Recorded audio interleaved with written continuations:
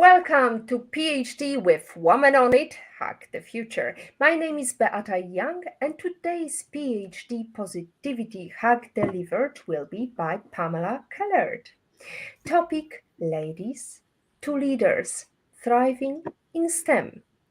Episode 104 starts here. Let me remind you, this is a grassroots community that focuses on women on IT, an inclusive forum of women in technology, startups, and female leaders who are supported by men as well. And I bring heart to that hustle because empathy is my motto, and empathy is critical when you are thriving in STEM. Let me just remind you what's been happening in the world of technology last week. Congratulations to the corporate vice president and general manager of Next Generation Systems and Standards, Asha Keddy, for winning the innovation category of the WeQual Awards in the Americas. Kudos to Sargent and Landis for sponsoring and donating 2000 to Argonne National Labs Women in Science and Technology in a recent Science Careers in Search of Women conference held last May. May you inspire more young women to pursue careers in the science world. And speaking of the science world, let's go back to leaders, ladies to leaders thriving in STEM. As the world becomes increasingly reliant on technology and innovation, the need for diverse leadership in STEM fields has become more important than ever. However, women in STEM still face numerous challenges when it comes to advancing into leadership roles. Unlocking authentic leadership is key to helping diversity succeed in STEM. Learn how to lead from an expert in developing female leadership talent. Pamela Kellert helps female professionals in STEM sectors thrive in leadership roles. She's a seasoned strategic leadership expert with over 16 years' experience working in strategy, business development, and project delivery, heading diverse teams at leading organizations across Australia, Asia, Europe, and North America. As a leadership coach, Pamela supports women at multiple experience levels to lead effectively and authentically. Pamela, where in the world are you today? Where are you calling from? Hi, Beata. It's such a pleasure to be here with you and your audience. Thank you so much for inviting me. Today, I'm actually dialing in from Germany, where I've been now living for the last 1.5 years again. You're calling in from near Stuttgart, as I recall. I'm joining you from not that far because this time round I'm calling from Toruń, the birthplace of Nicolaus Copernicus, that famous astronomer from a long, long time ago. Mhm. However, he built quite a strong leadership and strong brand, and I wanted to ask you, is there a one way to build your leadership, or are there different avenues that you can recommend for women in STEM? Yes, absolutely. Oh, and you actually just mentioned two things that I would love to pick up as I speak through. Namely, you mentioned a leadership brand and you mentioned leadership. And a lot of what we portray, whether it's us as leaders or as a brand, it's really about what's inside of us. So, leadership, what I always say is it's something that starts within ourselves. Because when we lead people, whenever we lead through situations or through projects, we lead with priorities. We lead through certain ways. And that way of how we go about things that really is strongly driven, for example, by our values. So I always recommend that if we want to become leaders, it's really a good starting point to have time to reflect about ourselves and to increase our self awareness. And there are a couple of areas I would recommend looking into. One is, what are your values? What are the things that are important to you? How do you want to lead people? The second aspect that's also really important is to have a think about what are your strengths. Because you see, we all have very different strengths. In fact, it's really difficult to find people who have the exact same strengths alike. So when we are in tune with our strengths and with the topics that we're really good at and that we can use in our leadership skills and apply it in our leaderships, that's when we can also become more authentic with ourselves. And that authenticity is something that then shines through in the way we act, that shines through in the way we communicate, and that ultimately builds our persona and our brand. So those are the two areas that I would recommend to start with. And I'll give you one example, namely, for example, one of my guiding values is respect. And respect can be really seen in everything that I do, the way that I communicate with people, the way that, for example, I negotiate contracts with partners. So that's just to give you one example of how our values can shine through in every interaction. Hmm. Well, you touch upon many avenues here. I want to ask you about that persona, or you said about using your values as a way to drive people towards you. Yeah, But we know that there are different types of leadership. yeah. There is a strong type, there is a more kind of softer type. What way do you recommend us work around? And I'll give you an example. I Yeah. spoke to somebody who was very young in her career, and she became a CEO of a startup, Hmm. and she was going through a mentorship program, Hmm. and she was really frustrated because she was told she's too soft, Hmm. and she was told to be harsher and to give orders. Hmm. And after months and months of frustration, because it wasn't her style, it wasn't her, she decided, no, this is it. I'm not going to be somebody I'm not, and I'm Yeah. going to apply what I believe. So, what's your take on that? Yeah. Oh, Beata, you know what? This is actually a classic example of some of the advice that women receive. Even I myself, I have received that early on my leadership journey, the advice to be more assertive. So the question is, what does that mean? What does it mean to be more assertive? Does it mean I need to bang on the table? Or like you said, does it mean someone needs to be stronger? And the problem with that advice is the following. If there's no differentiation of how to make that assertiveness congruent with who we are, with our personality, then we create a conflict. So if I'm someone who doesn't want to be, let's say, aggressive or competitive, then maybe a style or a recommendation from someone who tells me just be stronger, be more assertive or more aggressive, is not going to work because it's not congruent with ourselves. So what I suggest is that we just try to break down what assertiveness means and also how we can make it work for us women.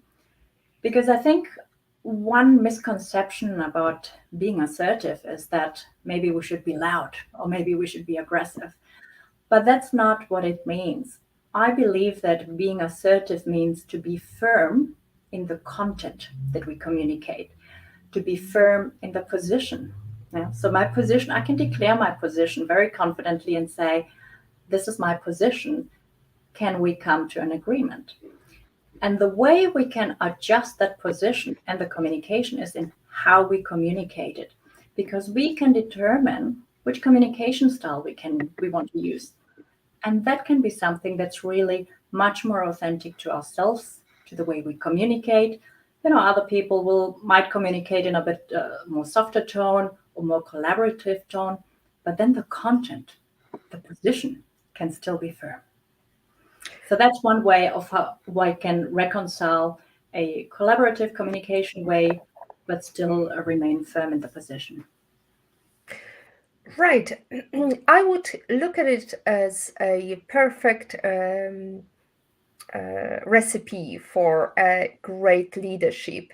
But we know that there might come out gingerbread, or at one stage you may have soft cake, or you might have pancake. There is no one style that fits all. But what are the key ingredients to make a good leadership potential?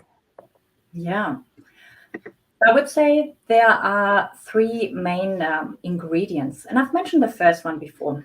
The first one is really about understanding ourselves, understanding what are my values, what are my strengths, how do I approach leadership, because there are various ways how to approach leadership.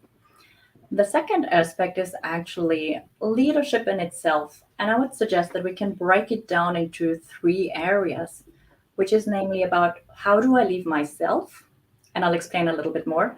How do I lead myself? How do I lead my team, where I might have a reporting line? And how do I lead other stakeholders, where there's no reporting line, where there might be, we call that leadership without authority. So that's where we play with all of the leadership skills. And so when it comes to leading ourselves, that's really about managing our time and priorities, and managing our energy as well. Because as a leader, we will face challenges. That's a given, right? Whether the challenges come from the market, from projects that suddenly result difficult. So there are many challenges that come towards us. So we actually need to maintain a clear mind in order to find a solution for that. In terms of leading people with or without authority, there's really a strong emphasis on empathy. And I like that you mentioned empathy at the beginning, because if we want to take people on a journey with us, we also need to understand how do we motivate them to come with us on this journey? How do we bring the best out in them? How do we help them in their development so that they see that they can make a contribution to the bigger picture? Because people actually do want to contribute. We just need to help them to see the bigger picture so that they can be also innovative and contribute with their ideas and help us along the way. So those are some of the ideal areas. One area that obviously is also needs to be mentioned is if things go a bit wrong, right? And that can also happen at any time. We might have misunderstandings, for example, or something's come up. So, one important area of leadership is also the feedback loop. Namely, for example, if I've given someone an instruction or asked someone to do something and the work is not going as expected, then to have a joint feedback loop and to check in. Maybe I didn't explain myself correctly, or maybe the communication wasn't clear enough, just to check in and to align again the work of the whole team. I have another example, Hmm. a young leader whose power was undermined just because she was a female. Yeah. And some of her coworkers believed that she was chosen just because of her gender. How would you approach that? And would you encourage companies who promote females? Or would you find a different route for diversity in STEM careers? Oh wow, lots of topics to take on. Let's start with the first question, namely, as a woman, if we're challenged, so I think you mentioned that the lady was challenged in the credibility of her competences, right? First of all, let's put this into relation. Unfortunately, that is something that's still happening a lot in IT and in the STEM sector in general. In fact, really, studies are showing that that's probably one of the most common challenges that's happening across STEM. And it's not an easy one. So I think the first step is to recognize, and that might lead sometimes to us feeling insecure about our qualifications, right? Because when we start being challenged or questioned, our competence is questioned, or maybe we're not being heard or recognized, then we start questioning ourselves and start thinking, well, maybe I'm not as good as I thought. And that's why I say we also need to be strong in our self awareness to not fall into the trap to questioning ourselves. And that's really important. So we need the backup support to help us continuously stay on track and to believe in ourselves. The second aspect is that we also need to develop a relationship with those stakeholders that are important in our team. Because here is the thing, when we are in the minority, when we're the only woman in the room, the minority often gets overlooked. And it doesn't matter if it's you or if it's a different person or if it's another minority type. This applies not only to gender minority, it applies also to other minority types. And whenever there is a minority in the group, that's when there is a tendency for the majority to overlook the contributions of the minority. That's just a dynamic that we see whenever we have imbalances in group constellations. So what women can do is, instead of try to fight that group dynamic, is to rather focus on building the relationships with the individual colleagues. Because it's in that individual relationships, then we can show what contributions we can make, and that we can they get to know us, and we get to explain how we can actually make a difference. And the third aspect is exactly that, namely how to make a difference. I see sometimes young professionals working a lot and working really hard, but they're not focusing on those topics that actually move the needle, right? Because if I work really hard on something that's not actually helping, for example, to move the strategic positioning of the company or creating other additional core value, then my efforts are not going to be recognized. So what's important is that we also determine that our work, our efforts go towards the topics that are actually important for the organization or for our team. And for that, it's really helpful to have very close alignment with our leaders to determine what's the best output that's actually going to create critical value. Critical value is a key component. Now, you mentioned one thing before, the first component in strong leadership is strong self-awareness. Can you delve into that topic and tell us how to build strong self-awareness? Mm.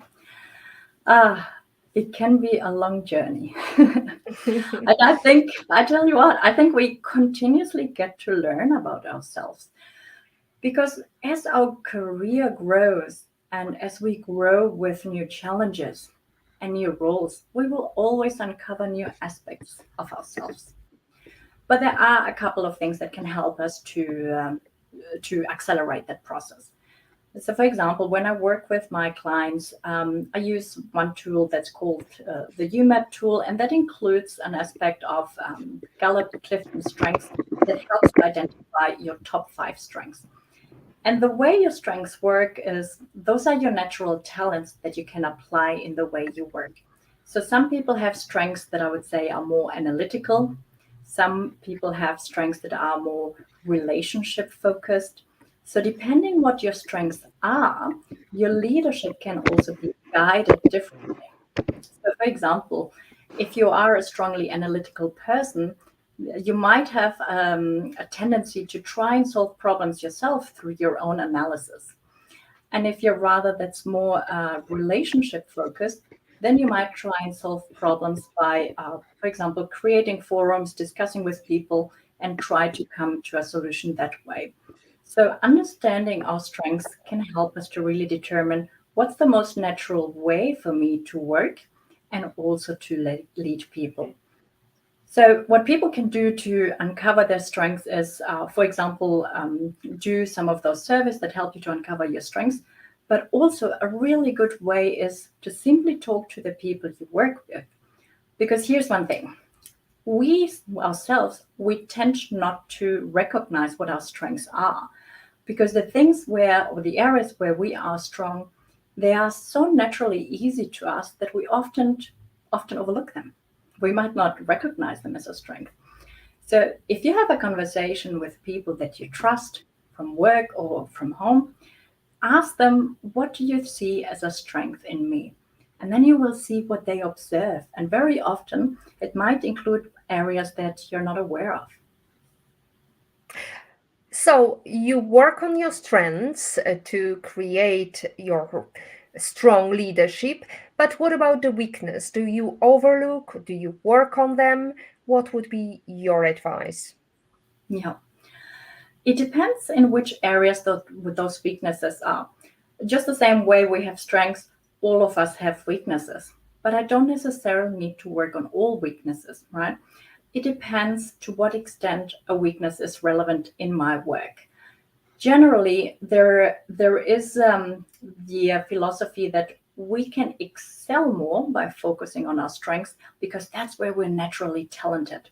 So rather than trying to incrementally improve our weaknesses, try to build your career based on your strengths. However, if there are certain areas where we might have weaknesses, of course, you can also work on them, particularly those that are very relevant to your role. Uh, I'll give you one example. So if you're in a role where you need to, let's say, continuously present results, and you find yourself having difficulties to present, or having difficulties, or maybe being nervous about presenting, and it is a core element of your job, then obviously that's also an area that requires some attention. And again, I would say go and get some help. There, depending what area you would like to improve, you can either look for a mentor or a sponsor or a coach, or if it's more a technical skill that needs a bit of brushing up, then obviously some courses as well, or specific tasks that help you to develop those skills. We have a comment from Rashlin right now. Great show. Thank you, Pamela, for the advice. A really big help to us who's starting a small business. So, is there a different approach when you start a small business, or if it's a big business, you step into somebody else's shoes, or do you have always the same strategy? Watch what's around you and Mhm. apply what works with people? Yes, absolutely.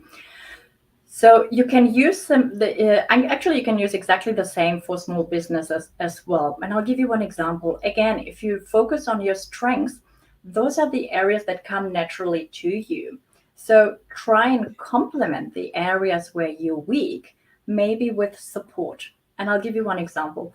I'm not really good in writing. So I get support for someone who helps me whenever I need to write longer texts.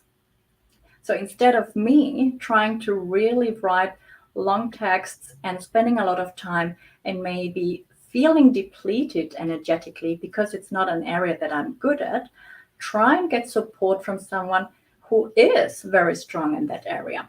So, and this is part of leadership, right? Namely, recognizing that we don't have to do everything ourselves. A really important element of leadership is actually to learn to delegate. And the areas where we're really good at, we have a tendency to continue to do them ourselves rather than delegate. And the areas where we're not good at, well, that's maybe an area where we can try and bring in new team members or maybe service providers to help us with those rather than us feeling stuck in them. So, yes, to answer your questions, these leadership tips also apply very much to small business owners. And also the one about self awareness, probably, especially as a small business owner, if you are the brand yourself, then you're really showing what you stand for. So that self awareness about what are your values, what do you stand for, becomes quite critical as well. Well, we had a great speaker before, and I Mhm. just am mindful of the fact that Guy Kawasaki was advising us to hire people who are better Yeah, in the skill set than you are. That way, you can definitely achieve much stronger company. yeah. And what would be your advice for especially for females? Wouldn't they be feeling a little bit depleted because they are not as um, I don't know, dexterous or as advanced in their knowledge in the Mhm. management leadership role? Mm. Um, I think a lot comes when you're early in your career, you're basically still discovering, right? You're discovering what am I good and what am I good at? What other skills can I learn? So I would say first go through that first phase of discovery to tap into the various areas of skills and learnings.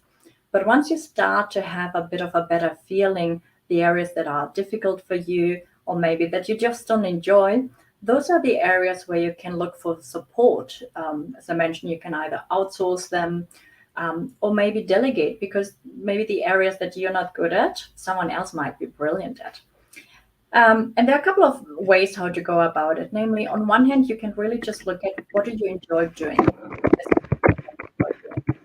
The second area is to understand which are the areas where you're naturally good at versus what you're not naturally good at. And thirdly, also have a think about, and this is now a really good step as we move from an individual contributor role towards a leadership role. Have a think about which are the skills that you need to set on more focus in the future because they will increasingly become more important in the future. So, as a leader, you need to do less and you need to lead more. So, spend your time more on thinking about how do you want to lead your organization, your team, and your business. So you need to set aside more time for strategic thinking, business planning, risk management, but also, for example, managing relationships with clients and other stakeholders. So, as you need to spend more time on really leadership and management skills, you'll need to let go of some tasks as well.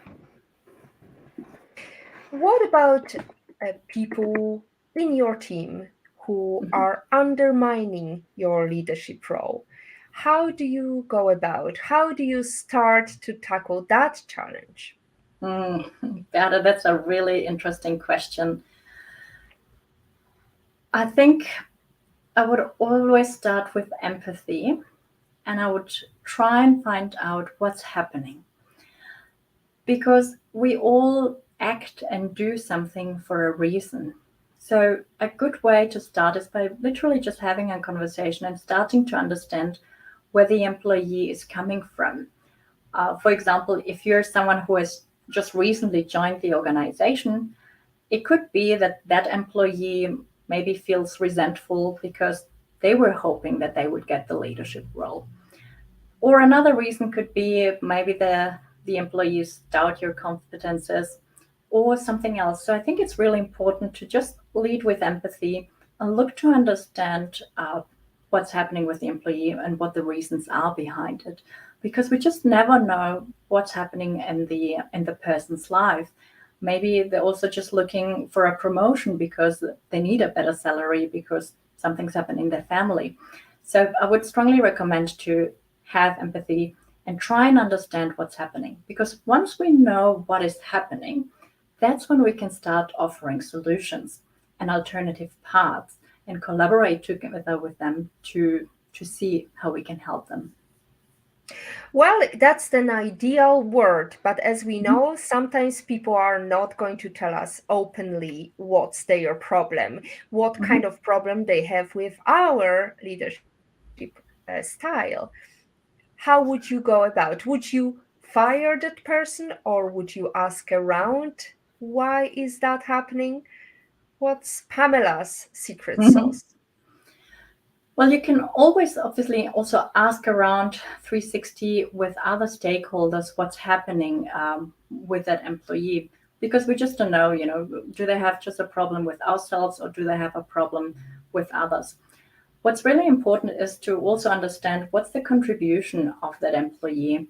Because if we just see that overall also the performance is decreasing, then it's not just an issue of them not accepting our authority. Maybe it's a much larger issue of engagement and motivation.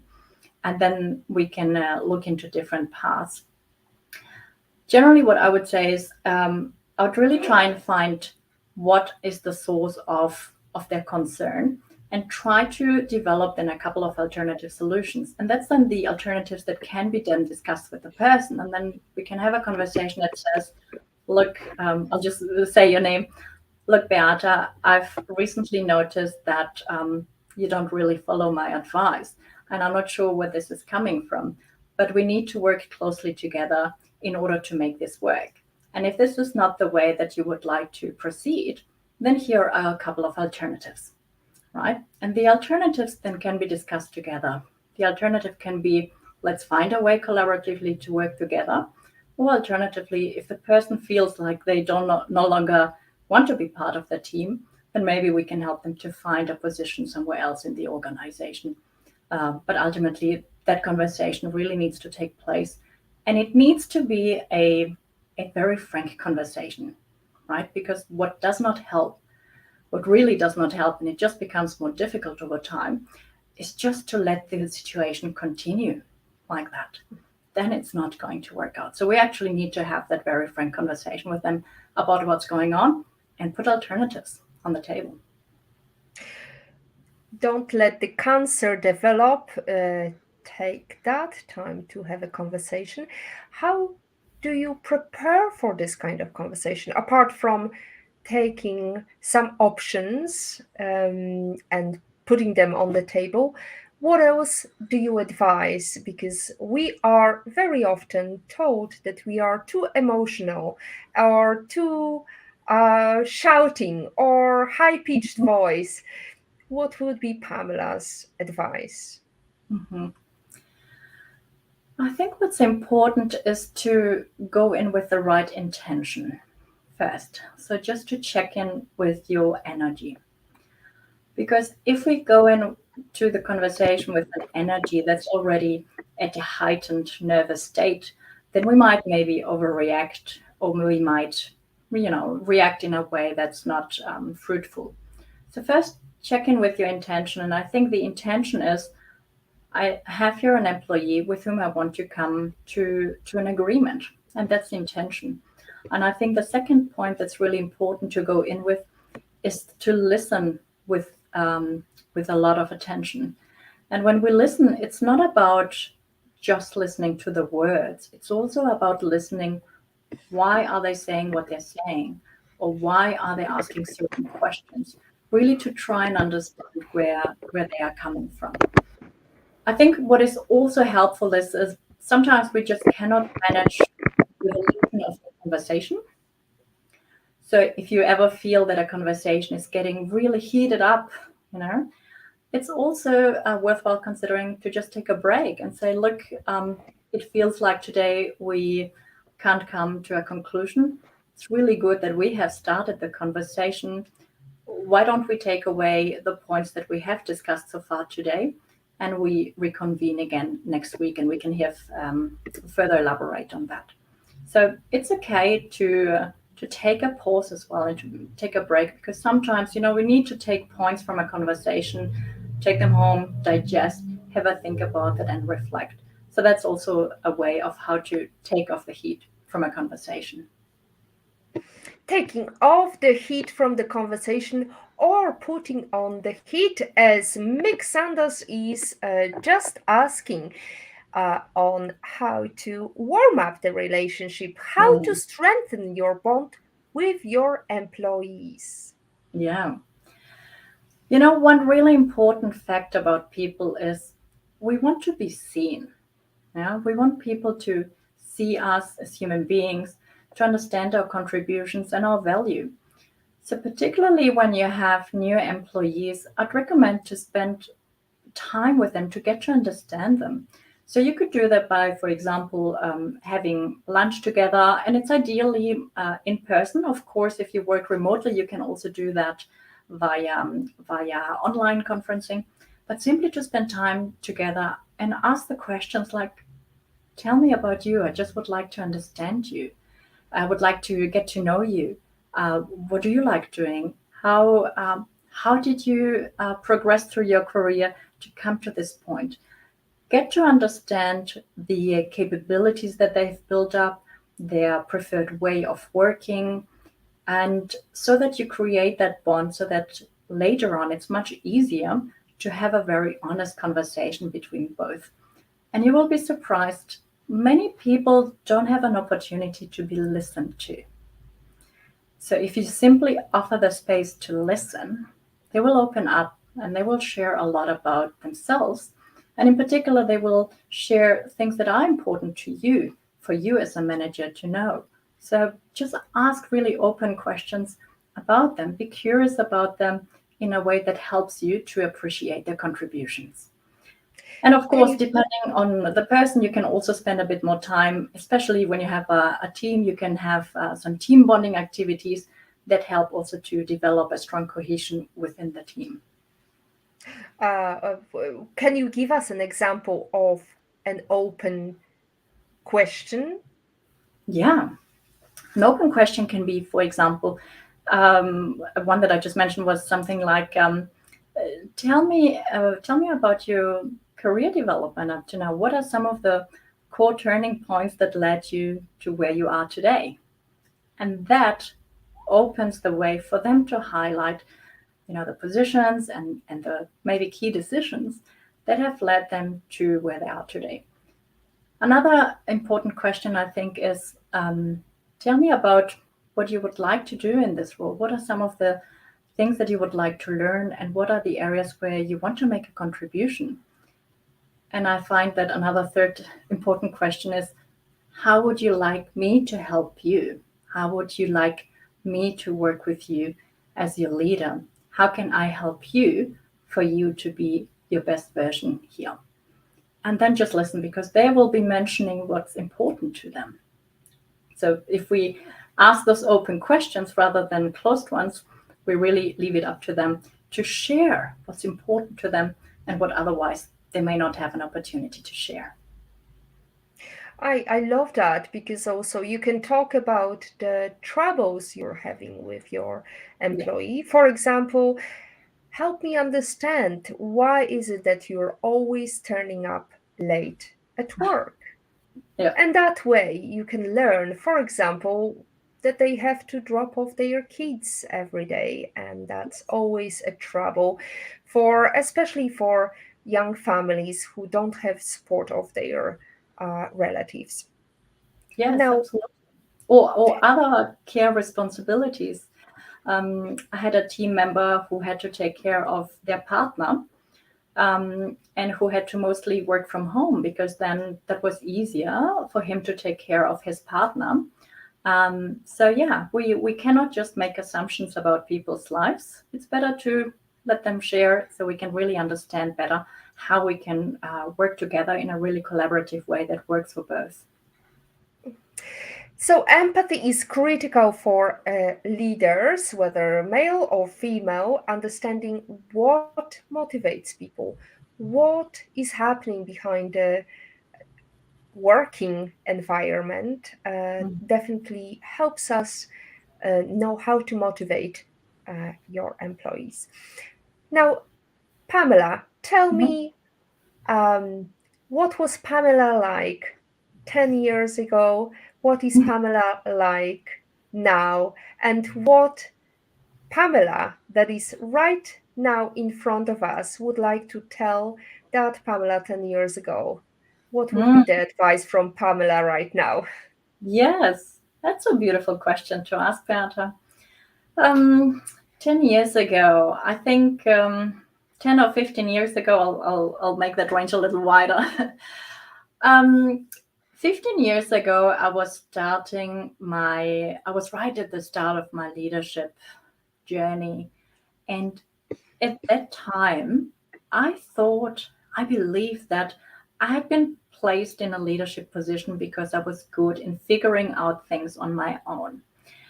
So the leadership journey was really hard for me because I didn't ask for help, I didn't ask for advice.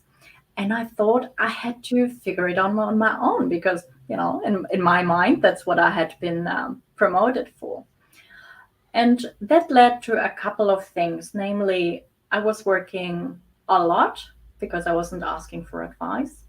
Secondly, I was feeling isolated because I wasn't including people into my world to consult, to ask for advice and opinion. And the third aspect was I wasn't working on my self development. I wasn't working on building a network, on learning maybe additional leadership skills. So I was actually trying to learn the very hard way, namely by doing. But the mistake that I made was to only stay in that. Of course, we learn by doing, but what does help us is to open up the gate and to allow in um, views from others, to allow ourselves to be vulnerable, but also to recognize that we don't have to do it on our own.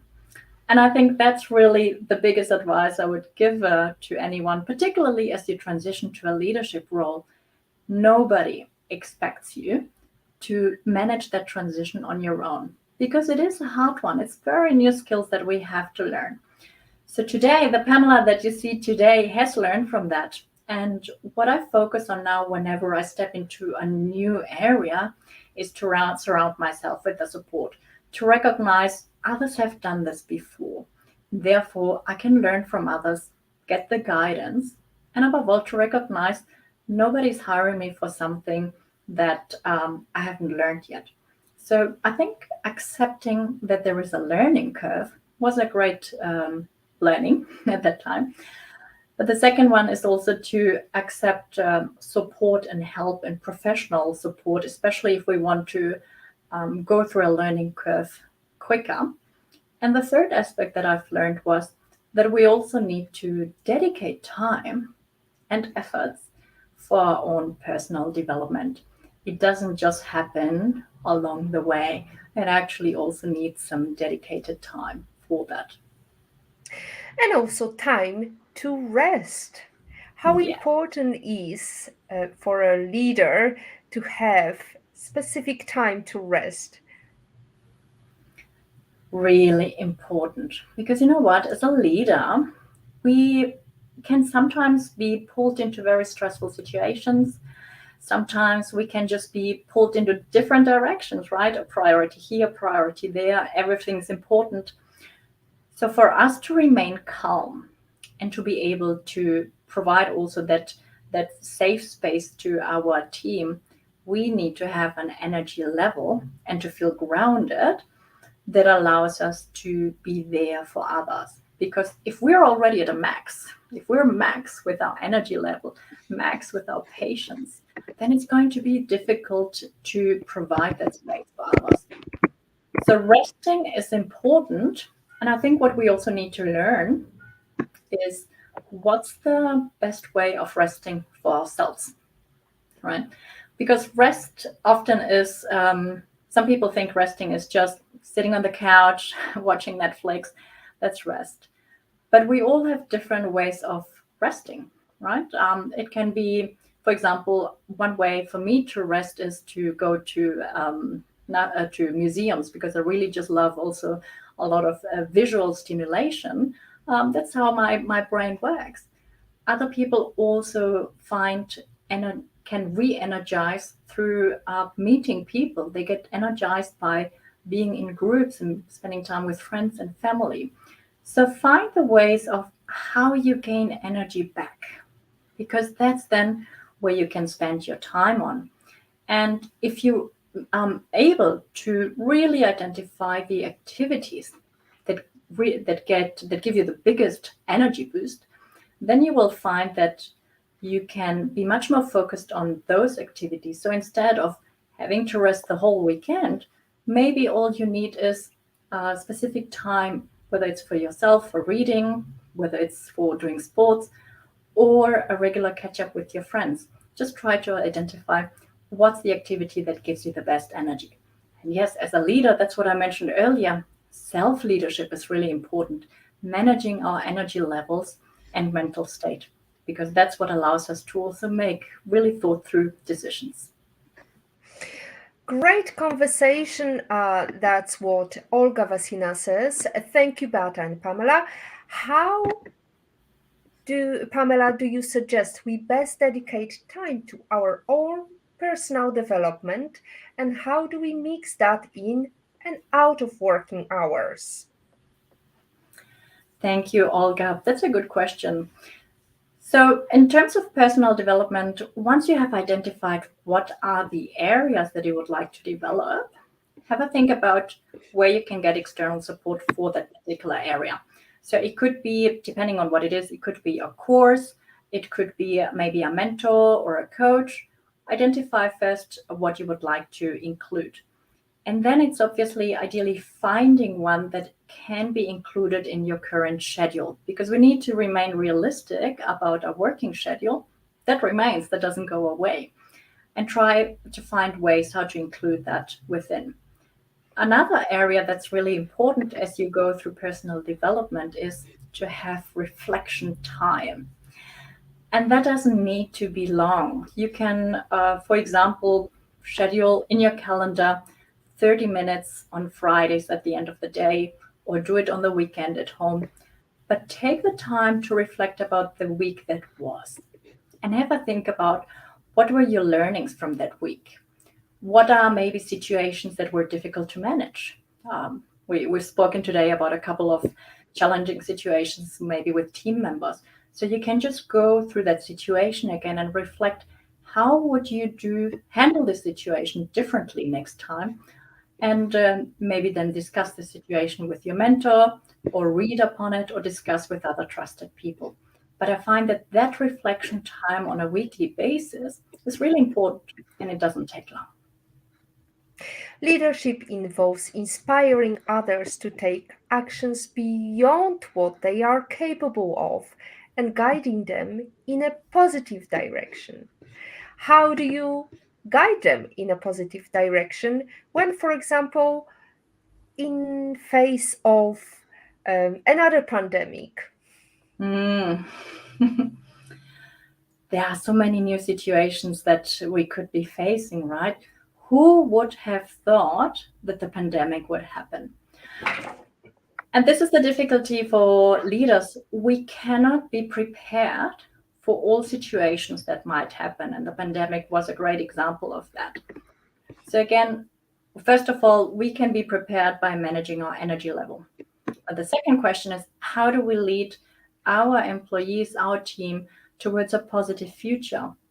I think it's about showing a growth mindset because we will always find challenges, whether it's in the project work or the more general environment. So if there is a situation like, let's say, another pandemic, the question we can also ask ourselves is, what can we learn from this situation? Yeah, what can we learn from it? Because we can't avoid it. The pandemic was there. We all suddenly had to work from home and shift to work remotely, and not everyone was prepared technically for all of that or organizationally. So the question is, what can we learn from that? And thereby stimulate a growth mindset and stimulate solution oriented thinking because we will always have challenges. So I think the more we learn about how to adapt and how to find solutions to a new environment, the more we also prepare our team to accept any challenges that come ahead. And then we can always also celebrate milestones along and say, wow, we've been able to pivot. We've been able to send the whole team to work from home, to set up the equipment, and we've been able to manage through the pandemic, for example.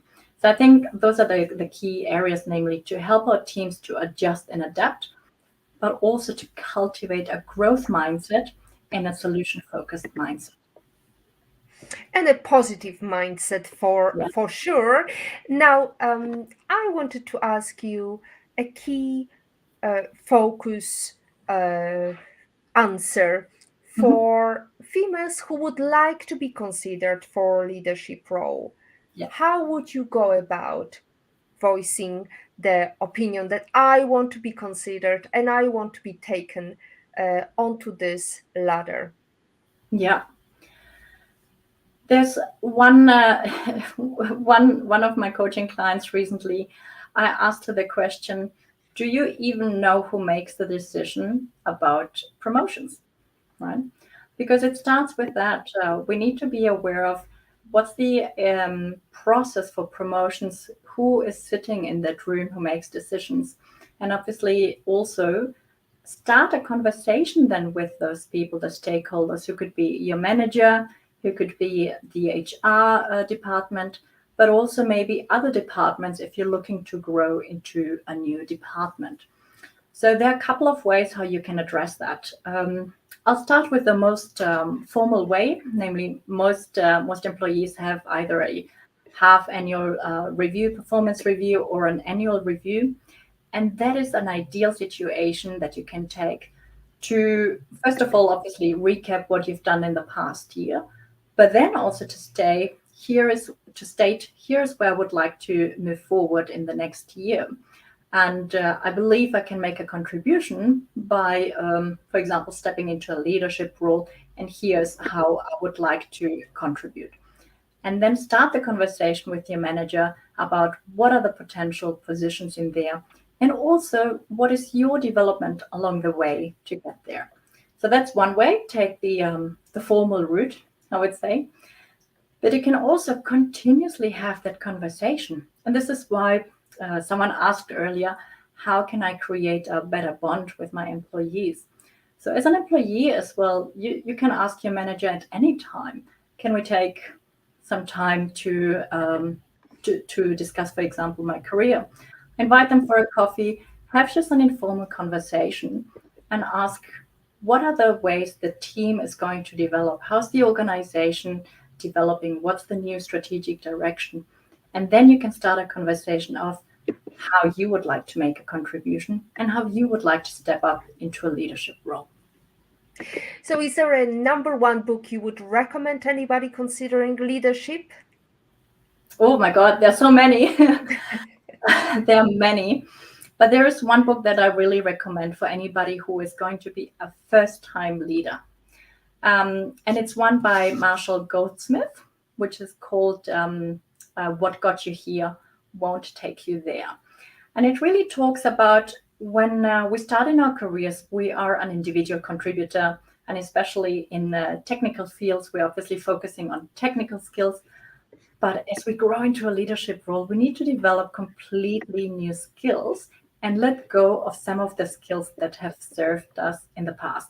So that's a great book to read and to accompany you on that journey.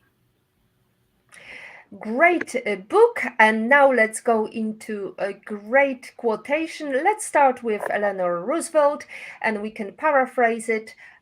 Leaders are like tea bags. We don't know their true strength until they are in hot water. So Yes. in life, how are you in hot water, Pamela? How are you brewing? How am I brewing? Interesting, right? And that's where it's good to be aware of our strengths, because when we're in hot water, we naturally go towards the areas that we know. So we naturally tend to deal with skills, tend to deal with a difficult situation with our natural skills. So, for example, when I'm in hot water, yeah, when I'm in a difficult situation, I work a lot with relationships. So I will then go out to people that I know can help me out with different ideas, different opinions. And that's how I try to myself gather a 360 view of what's the problem, understand it, and have a better and more balanced view of what are potential solutions. Other people might deal with it differently, but I tend towards working through relationships. Above all, don't fear difficult moments. The best comes from them, as Rita Levi Montalcini says. And what about your favorite life lesson quote, Pamela? Is there one? Yes, there is one, and I'd say it's one that is attributed to Mahatma Gandhi, although apparently he has not said the exact words. And it is about he's attributed the quote, "Be the change you want to see in the world." And I like the slight change of the first word, namely, I like always to say, "Lead the change you want to see in the world." I truly believe that, and back to the positive mindset, I truly believe that each of us have the power to lead a change. And even if it's just in our small area, in our direct environment, we can change things. We can inspire others to be better. And that's why that motto really talks a lot to me, and that's why I mentioned it here. Beautiful. Be the change, make the change. And what about your change? Who changed you in your career? Who had the biggest impact on your leadership style, Pamela? Yeah, I think I had a lot of people who have supported me, many mentors, sponsors, and people. But I would probably say that the people who have supported me most along the whole journey were my parents, because they've always just supported me as a person. Yeah, they've never judged me, they've never, undermined me, and we all need that emotional support for whatever growth we have ahead. Beautiful. Congratulations to your parents. They raised definitely a great leader. You're very calm and collected. I feel that positive and very composed energy from you, Pamela. However, I am mindful of the fact that we are running short of time and we had lots of questions today. Mhm. And also, we have the number one question that I started asking during the pandemic, and pandemic is over. However, I would still want to know that that person that you would like to sit face to face and have a private breakfast somewhere in the world, where would it be, and who would you invite to have private breakfast with? Yeah. Look, it would be two people that I haven't had a chance to meet. It's my two grandfathers. I haven't had a chance to meet them, so they were unfortunately long gone before the pandemic even. But yeah, I would have been really curious about getting to know them. One of my grandfathers was a serial entrepreneur. He founded a lot of companies, and the other one was a box champion. So I'm pretty sure we would have had some interesting conversations there. That's wonderful to hear that you had such great role models in your family, and you still do, as you mentioned, your parents, Pamela. It's been wonderful to host you and learn from you how to become a composed and wholesome leader of the 21st century. We had great comments from Rashlin, Mick Santos, Olga Vasina. Thank you so much, everyone. Now, I would like to remind you that next Wednesday we are meeting with another great leader, great speaker, and we are going to have another special guest. Unfortunately, this time round, we just have a poster for this week. I'm sorry for the production. Oh, here we are. Next week, we are going to talk about how your professional brand affects your negotiation power with Gary Dozier. And that's it from today's Positivity Hacks Delivered. Thank you so much. Above all, trying is the first step toward failure. So don't stop from trying. That's my number one advice. If you want to become a leader, as the lyric says, I want to be a leader, don't ask, how do I lead? You just do it by trying. That's it from episode 104 PhD live stream. Thank you, Pamela Kellert, for great conversation. And to stay updated and ensure you never miss Positivity Hack Delivered, follow Woman on IT and turn on notification to be alerted once a video has been released. We are very grateful for another week, for another great achievements for leaders across the globe, whether it's females, whether it's males, whether they are behind the scenes. Like I'm thinking actually now about the wife of Mr. Zelensky. Do you remember her name? I don't actually. There you Yeah, go. yeah, we should. Yeah, Olena Zelenska is yeah. actually there and she's supporting her husband Mm. throughout the whole farrago. I'm just next to the what's been happening, and so I'm very aware of the fact that we are so often ignored, even though we are sometimes the neck of that head leadership head that is leading